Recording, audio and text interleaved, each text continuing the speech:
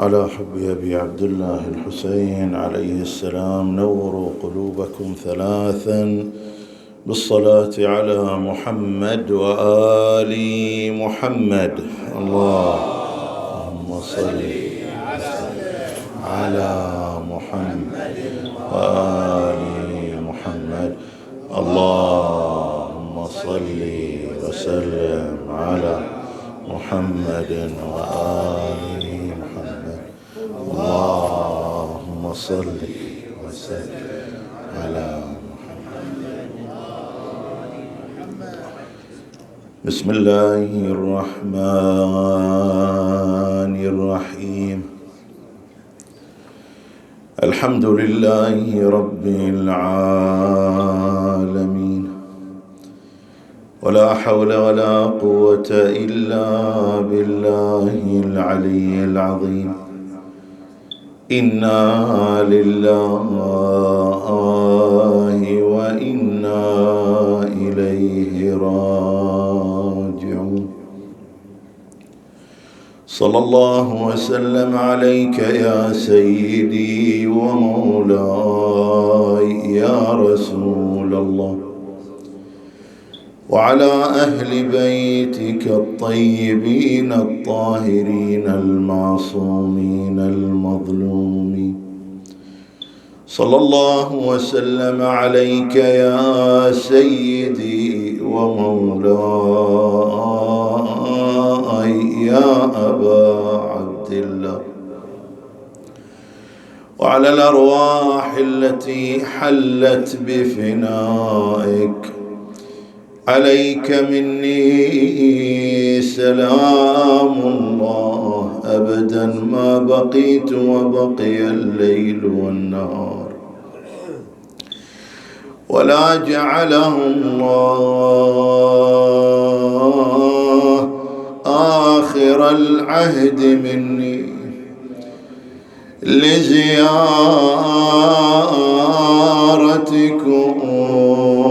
السلام على الحسين وعلى علي وعلى أولاد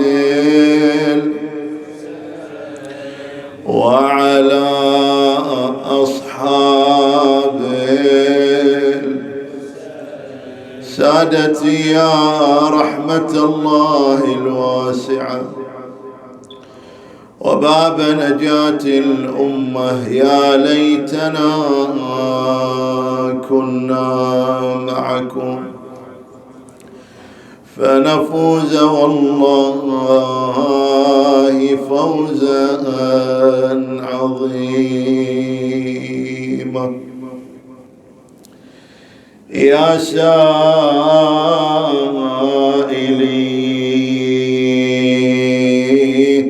لا تقل حدث بما لاقى الحسين، فرزه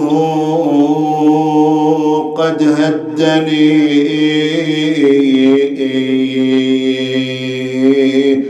حيث المصائب جمة لم أدر ما منها أقص عليك إذ كلفتني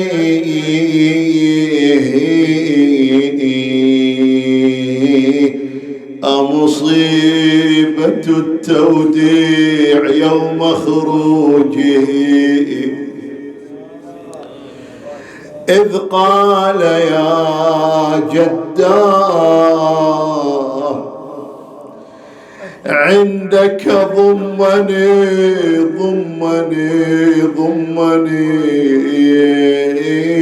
لا حاجة لي في الرجوع أجابه خير الورى بتفجع وتحزني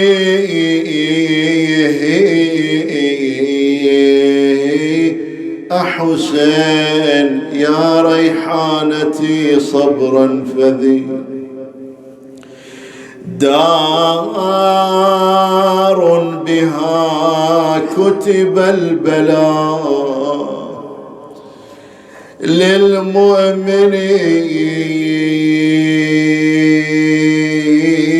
كيف حال الحسين على قبر جده رسول الله؟ دموعه بللت تراب قبر جده، ومهجة الزهرة فوق قبر المصطفى ينوح، ينادي من الدنيا يا جدي ملت الروح. زفار على قبره وهضم هضمة الماء لوم، غمضت عينه وشاف جد بعالم النوم، ضم الصدر والقلب بالهم محزون، وقلب حريمك والاطفال الكربلاء روح. يا حسين سافر واتركه ديارك والاوطان، جني اعاين جثتك للخيل ميدان. اين الصارخون وحسينا؟ يا حسين سافر واتركه ديارك والاوطان،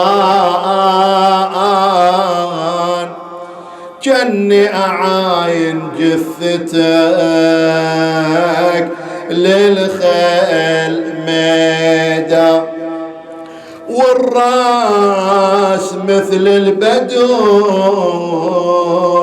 يزهر فوق الاسنان، من تلتفت زينب تشوف قبالها يئلو. انا مناد وحسينا، لكنما الامر والمرجع لله. بسم الله الرحمن الرحيم. وإني لغفار لمن تاب وآمن وعمل صالحا ثم اهتدى. آمنا بالله. صدق الله العلي العظيم. ما الذي يريده منا الإمام الحسين عليه أفضل الصلاة والسلام؟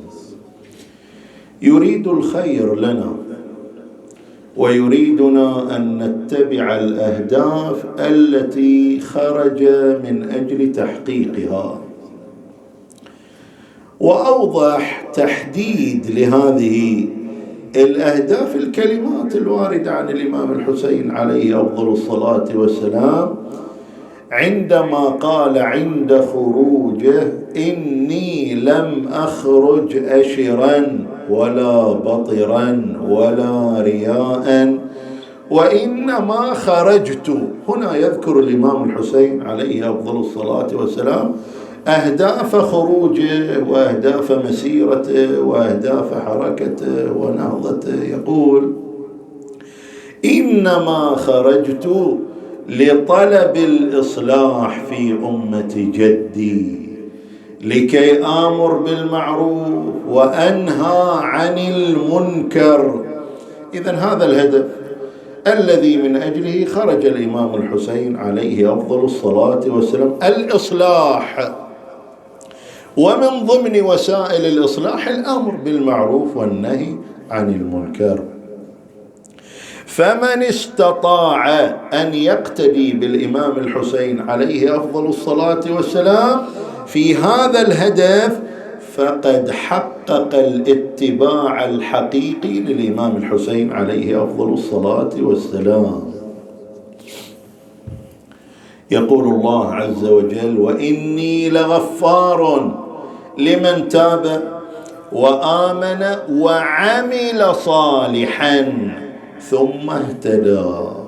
الآية الشريفة أيضا تشير إلى أن الهدف الأسمى بالنسبة للمؤمن أن يعمل صالحا في قوله، في أسلوبه، في أفعاله، لا بد أن يكون صالحا وأن يسعى في إصلاح غيره.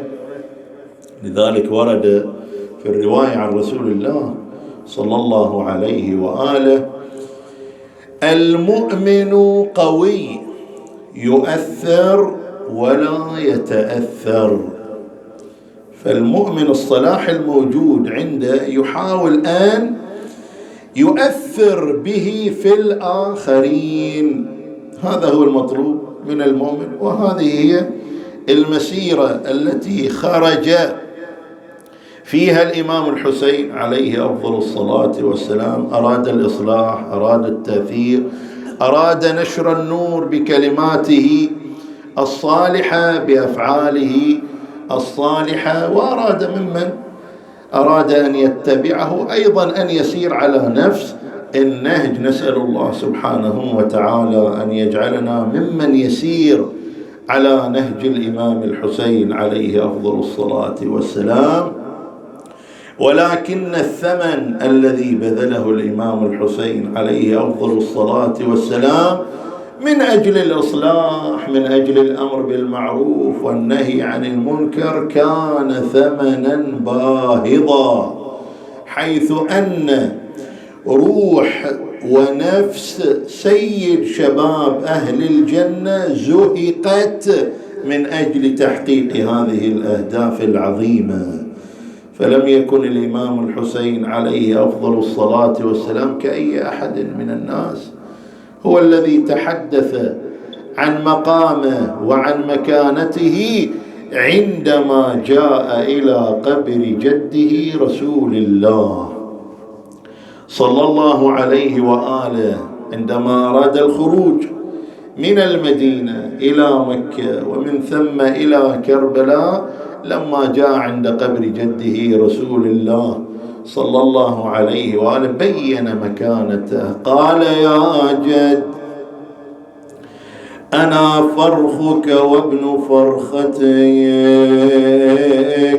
وسبطك الذي خلفته في أمتك، فاشهد عليهم يا رسول الله أنهم ظلموني ومن جوارك طردوني. بينما هو يبكي ويتحدث ويشتكي عند قبر جده رسول الله صلى الله عليه وآله، غفت عينه غفوة، فرأى جده رسول الله في عالم النار، وقال له رسول الله: إلي ولدي حسين. فقال الحسين: جد يا رسول الله، خذني إليك، لا حاجة لي في الرجوع إلى هذه الدنيا. فقال له رسول الله: إن لك مقاما في الجنة، إن لك درجة في الجنة لن تنالها إلا بالشهادة. يعني لا بد أن ترجع إلى الدنيا وأن تنال الشهادة وأن تسبى النساء من بعدك حتى تنال هذه الدرجة في الجنة. خير من وصف هذا الموقف الشيخ حسن الدمستاني عليه الرحمة، عندما وصف حال الإمام الحسين عليه السلام على قبر جده رسول الله ونحن معه في هذه الكلمات. وأيام المحرم مقبلة، وأول المصائب في أيام المحرم ذكر وداعه لقبر جده رسول الله. ضمني عندك يا جده في هذا الضريح، علني يا جد من بلوى زماني أستري، ضاق بي يا جد من فرط الأسى كل فسيح، فعسى طود الأسى يندك بين الدكتين، وحسينا وحسين وحسينا إن أنت يا ريحانة القلب حقيق بالبلاء، إنما الدنيا أعدت لبلاء النبلاء، لكن الماضي قليل بالذي قد أقبلا، فاتخذ درعين من حزم وصبر سابغين، وحسينا وحسين وحسينا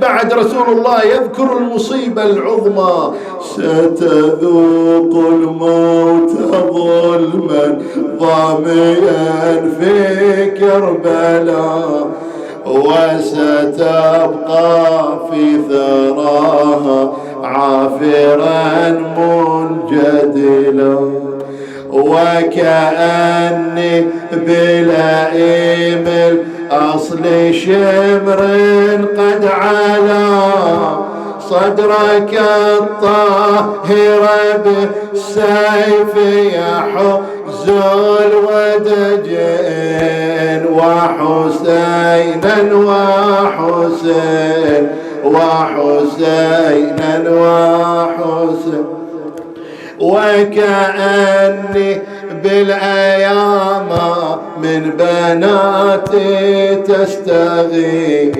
سغبا تستعطف قوم وقد عز المغيث، قد بار أجسامه الضرب والسير الحثيث، بينها السجاد في الأصفاد مغلول اليدين، وحسينا وحسين وحسينا بعد على وحسينا وحسين وحسينا.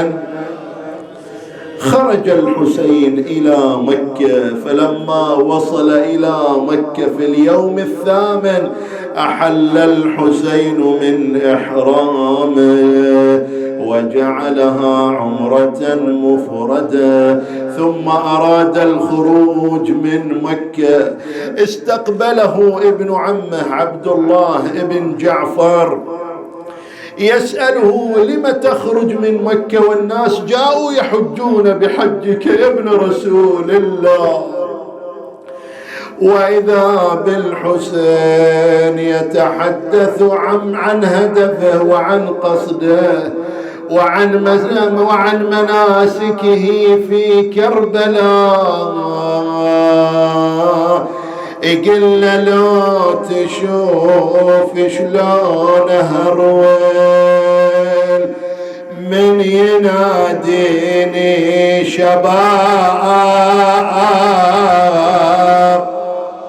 وابتدي بالنوح والتلبية من دون الاطناب، نوب صوب المشرعة وانظر قمر عدنان غاب، نوب بوسط المعركة للولد واحمل جثته.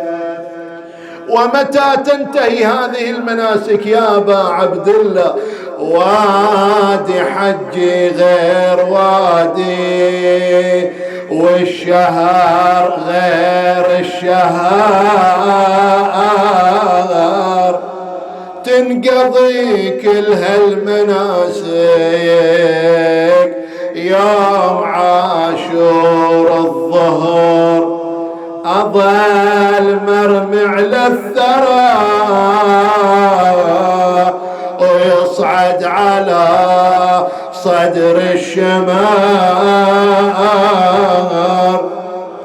وزينب الحارة تنظره والجبل متفتته.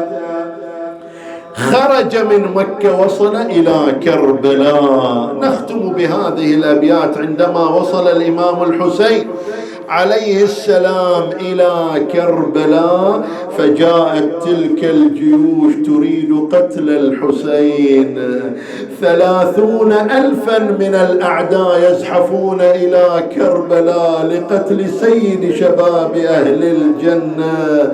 خرجت أخته الحوراء زينب عند باب الخيمة تسأل أخاها الحسين: أبا عبد الله، كل هذه الجيوش لنا أم علينا؟ فقال لها الحسين: أخي يا زينب، كل هؤلاء جاءوا لقتلنا، أين المنادي وحسينا؟ صرخت زينب: وأخاه وغريبها. وطلعت من خيام النساء زينب تنادي: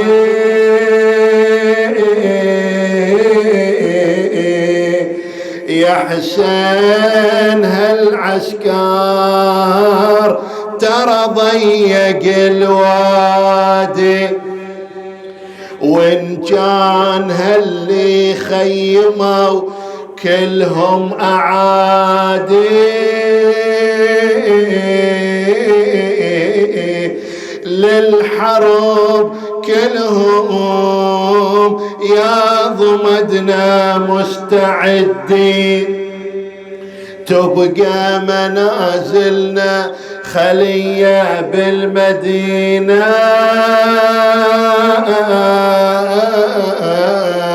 وإن كان رحت الكافي الله احنا ولينا.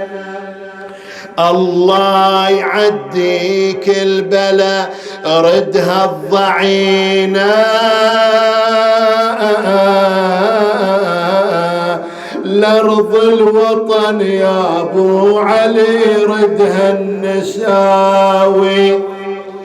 وقالها ودمع العين فوق الخد فياض، خلصت يا زينب مدتي والعمر قوى، راسي بخطي يرتفع والصدر ينراب، وبحالة القشرة عقب عيني تصيري. قالت اجل يا حسين المصيبة جبتني، برض المدينة كان يا ابن امي اتركتني، ما اقدر على مصيبة وهضوم يا قرة العين. بعد ونحن في استقبال شهر المحرم هذه الأبيات: وأسألكم الدعاء صدرك وصوتك يا مؤمن، هلت الشيعة بالحزن يا هلال عاشور، هلت الشيعة بالحزن يا هلال عاشور، هلت الشيعة بالحزن يا هلال عاشور، هلت الشيعة بالحزن يا هلال. هلال المحرم ليش اشوفك كاسف اللون، لابس سوادك ليش قلش صار بالكون، وان الهلال وصاح سيد الرسل محزون، وكل العوالم محزنة والدين مقهور، هلت الشيعة بالحزن يا هلال عاشور، هلت الشيعة بالحزن يا هلال.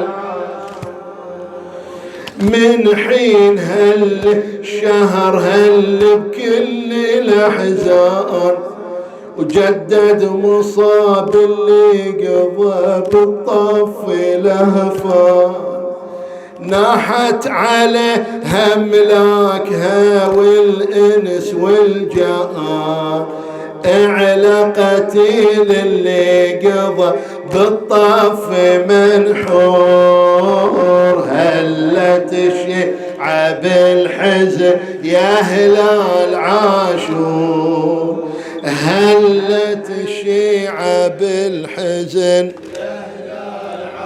بيت الدعاء.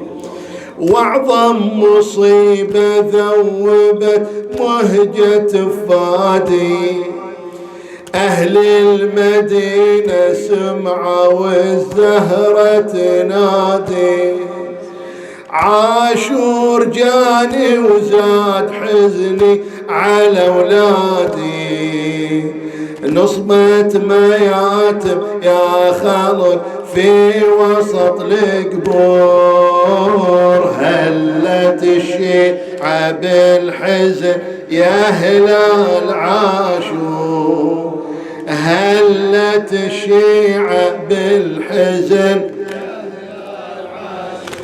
عشقت حسين أبو اليمة